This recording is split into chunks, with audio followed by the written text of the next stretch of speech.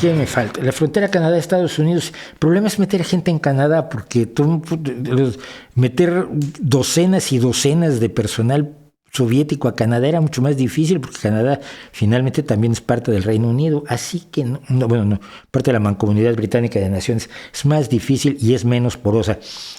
Es muy curioso esto. Les voy a contar esta historia antes de cerrar con la poesía.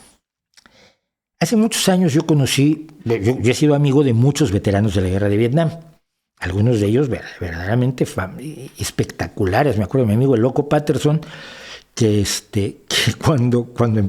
cuando vio que se acercaba que lo llevaran a la guerra, porque llevaban niños de 17, 18, 19 años a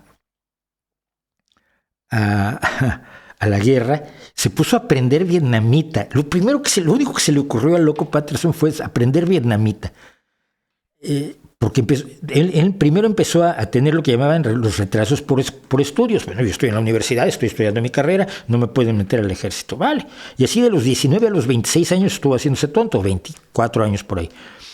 Pero cuando se dio cuenta que ya no le iba a funcionar, se puso a aprender vietnamita. Su idea era que lo metieran en inteligencia y no lo mandaran a matarse en la selva, lo cual le funcionó muy bien, salvo que estuvo en la batalla de Da Nang como miembro de la inteligencia, pero estuvo en la batalla de Da Nang. Ese era un personajazo.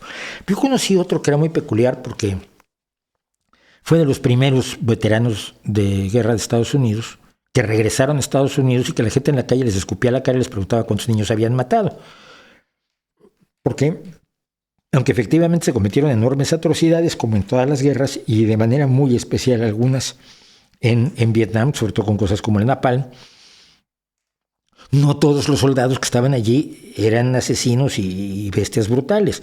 De hecho, sabemos que en las guerras la gran mayoría de los soldados nunca disparan sus armas.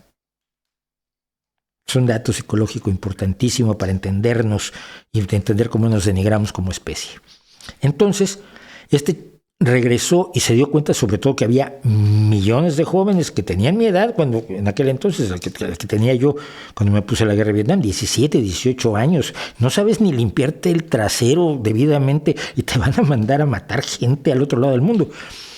Entonces organizaron lo que llamaron un ferrocarril clandestino. Ferrocarril clandestino ya se llamaba el que sacaban esclavos negros del sur de Estados Unidos y los llevaba al norte para darles la libertad. Entonces organizaron un ferrocarril clandestino que iba a Canadá y tenían un grupo de personas clandestinas que movían a objetores de conciencia de la guerra de Vietnam para darles casa, para llevarlos en coche de aquí a allá, luego subirlos en un autobús para mandarlos hasta allá y luego que tenían otro que los cruzaba a Canadá.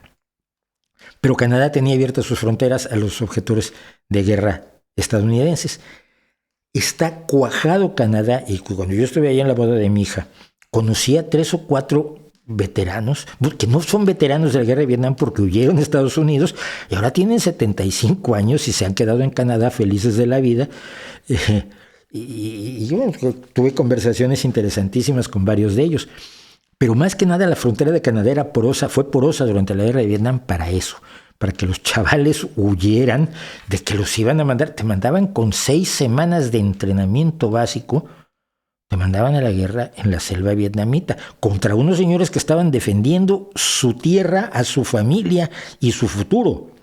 O sea, que jugaban mucho más sucio de lo que podías jugar tú, pero además estaban justificados porque estaban resistiendo. Entonces, esa es la historia pues, de la porosidad de Canadá, pero no, era mucho más fácil meter espías rusos por México que por Canadá.